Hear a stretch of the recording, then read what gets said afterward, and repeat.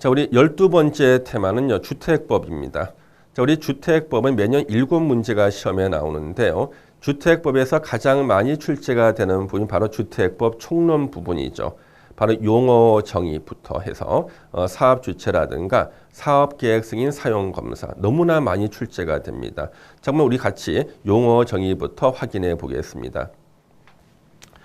자, 용어 정의요. 주택법이기 때문에 주택에 대한 용어 정의가 시험에 여러 번 나왔죠. 주택이란 세대의 구성원이 장기간 독립된 주거 생활을 할 수 있는 구조로 된 건축물의 전부나 일부 및 부속 토지를 말한다. 부속 토지까지 포함해서 주택의 개념에 포함시키는데요. 부속 토지를 제외한다고 해서 틀리게 나왔던 기출문제가 2문제나 있었죠.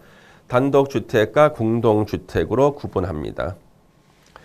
국민주택에 대한 뜻 너무나 자주 출제가 됩니다.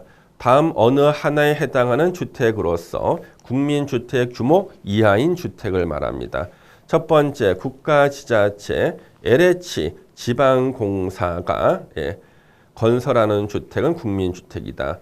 두 번째, 국가지자체의 재정이나 주택도시기금으로부터 자금을 지원받아 건설되거나 개량되는 주택은 국민주택이다. 국민주택 규모 시험에 나오죠. 주거 용도로만 쓰이는 면적, 주거 전용 면적이라 그러죠. 1호, 단독주택을 세는 단위 호죠. 단독주택 1개, 공동주택을 세는 단위가 세대죠. 공동주택 한 세대당 85제곱미터 이하인 주택, 바로 25.7평이죠. 여기 바로 국민주택 규모인데 시험은 가로에서 나옵니다. 수도권이 아니고 도시지역도 아닌 읍면지역은 100제곱미터 이하다. 꼭 기억하셔야겠습니다. 자, 준주택 바로 4개 외워주셔야 되죠. 준주택, 다중생활시설, 고시원 같은 거죠. 오피스텔, 노인복지주택, 기숙사 말하고요. 뉴스 호스텔 같은 거는 준주택이 아닙니다. 민영주택의 뜻, 민간 건설회사가 건설한 주택이 아니죠. 국민주택을 제외한 주택을 민영주택이라 그러고요. 도시형 생활주택은 300세대 미만으로 지어야 돼요. 국민주택 규모로 지어야 되고, 도시 지역에 건설해야지만 도시형 생활주택이 될 수가 있습니다. 단지형 연립과 단지형 다세대 주택은요, 도시형 생활주택으로서 원래는 4층 이하까지 지어야 되는데 건축위원회 심의를 받은 경우에는요, 5층까지도 건축할 수 있는 특별한 경우를 만들어 놨습니다. 자, 원룸형 주택도 있죠. 도시형 생활주택 중에 원룸형 주택은요, 요건 4가지를 갖춰야 됩니다. 세대별로 독립된 주거가 가능하도록 욕실, 부엌을 설치해야 되고, 욕실과 보일러실을 제외한 부분을 하나의 공간으로 구성해라. 단 전용 면적 30제곱미터 이상일 때는 2개의 공간으로 구성할 수 있다. 바로 투룸도 가능하다는 거죠. 투룸은 법적으로 원룸입니다. 세대별 주거 전용 면적은 50제곱미터 이하로 해야 되고 각 세대는 지하층에는 설치하면 안 됩니다. 자, 우리 부대시설, 복리시설 시험에 너무나 많이 나왔죠. 반드시 암기해야 되는데 복리시설, 어린이 놀이터, 근린생활시설, 단지 내 상가죠. 유치원, 주민운동시설, 헬스장 같은 거죠. 경로당, 다 복리시설입니다.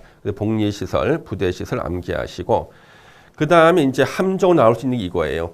에너지 절약형 친환경 주택이란 저에너지 건물 조성 기술 등 대통령령으로 정하는 기술을 이용해서 에너지 사용량을 절감하거나 이산화탄소 배출량을 저감할 수 있도록 건설된 주택을 말하고 종류와 범위는 대통령령으로 정한다. 핵심 단어 이산화탄소 배출량 저감은요. 에너지 절약형 친환경 주택이다. 이거 꼭 기억해 주시고요. 건강 친화형 주택이 아닙니다. 자, 건강 친화형 주택이란 건강하고 쾌적한 실내 환경 조성을 위해서 실내 공기의 오염물질 등을 최소화할 수 있도록 대통령령으로 정하는 기준에 따라 건설된 주택을 말하고요. 장수명 주택, 무슨 장수만수도 아니고 장수명 주택이란 구조적으로 오랫동안 유지 관리될 수 있는 내구성 핵심 단어. 입주자의 필요에 따라 내부 구조를 쉽게 변경할 수 있는 가변성, 수리 용이성 등이 우수한 주택을 장수명 주택이라고 합니다. 자, 우리 공구별 세대수 1공구, 2공구 나눠서 공수할 수 있잖아요. 공구별 세대수는 300세대 이상이고, 그러면 공구를 분할할 수 있는 최소 세대수는요. 시험에 2번 나왔죠? 600세대가 됩니다. 자, 우리 수직으로 증축할 수가 있죠. 수직으로 증축하는 행위, 수직 증축형 리모델링의 대상이 되는 기존 건축물의 층수가 15층 이상일 때는 수직으로 3개층까지 증축할 수 있고요. 기존 건축물의 층수가 14층 이하일 때는 2개층까지만 수직으로 증축할 수 있습니다. 자, 이제는요, 사업 주체와 관련해서 보시겠습니다. 건축법에서는 건축주, 주택법에서는 사업 주체라 그러죠. 사업 주체 중에서 가장 많이 나오는 사업 주체가 바로 주택조합입니다. 지역주택조합이나 직장주택조합의 설립인가를 받기 위해서 조합원을 모집하려는 자는 해당 주택 건설 대지 50% 이상에 해당하는 토지 사용 권한을 확보해서 시군구청장한테 신고하고 공개 모집 방법으로 조합원을 모집해야 됩니다. 50% 이상 꼭 기억하셔야겠습니다. 공개 모집 이후 조합원의 사망, 자격 상실, 탈퇴 등으로 인한 결혼을 충원하거나 미달된 조합원을 재모집하는 경우에는 신고하지 않고 선착순의 방법으로 조합원을 모집할 수 있다. 제가 법학 공부한 이후로 선착순이라는 단어를 법에서 처음 봤습니다. 대개 우리는 법에서는요, 신청서의 접수순 이런 말을 썼는데 2년 전에 법이 개정되면서 선착순이라는 말을 썼습니다. 축구 골대까지 선착순 2명 하시듯이 선착순 쓰고 있는데 어쩔 수 없죠. 선착순의 방법으로 조합원을 모집할 수 있고요. 리모델링 주택조합 설립에 동의한 자로부터 건축물을 취득한 자는 리모델링 주택조합 설립에 동의한 것으로 봅니다. 탈퇴한 조합원은 조합 규약으로 정하는 바에 따라 부담한 비용 환급을 청구할 수 있는데 시험 문제 가로입니다. 제명된 조합원도 포함한다. 제명된 조합원도 비용 환급 청구할 수가 있습니다. 주택을 마련하기 위해서 주택조합 설립 인가를 받으려는 자는 해당 주택 건설 대지 80% 이상에 해당하는 토지 사용 권한을 확보하고 여기까지가 몇 달 전까지 있던 거고요. 이제 최근에 개정돼서 추가된 요건이 있죠. 해당 주택 건설 대지의 15% 이상에 해당하는 토지 소유권을 확보해야 됩니다. 15% 이상 토지 소유권 확보가 추가됐죠. 추가됐습니다. 중요해요. 다만 인가받은 내용을 변경하거나 주택조합을 해산할 때는요. 이런 요건이 필요가 없다는 겁니다. 주택조합은 설립 인가 받은 날로부터 2년 내에 사업계획 승인을 신청해야 되고요. 리모델링 주택조합을 제외한 주택조합은 주택건설 예정 세대수 50% 이상 조합원으로 구성하되 조합원은 최소 20명 이상이 돼야 됩니다. 임대주택은 세대수에서 제외하죠. 예.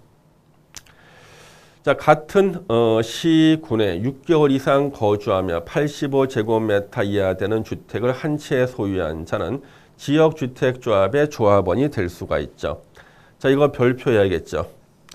주택법에서 가장 많이 나왔던 시험 지문.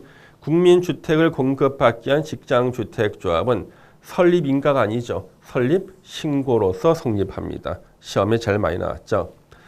국가지자체 공사가 있죠. 한국토지주택공사, 지방공사, 공익법인, 한국사랑의 집짓기운동본부, 주택조합, 고용자, 법인의 대표이사는요.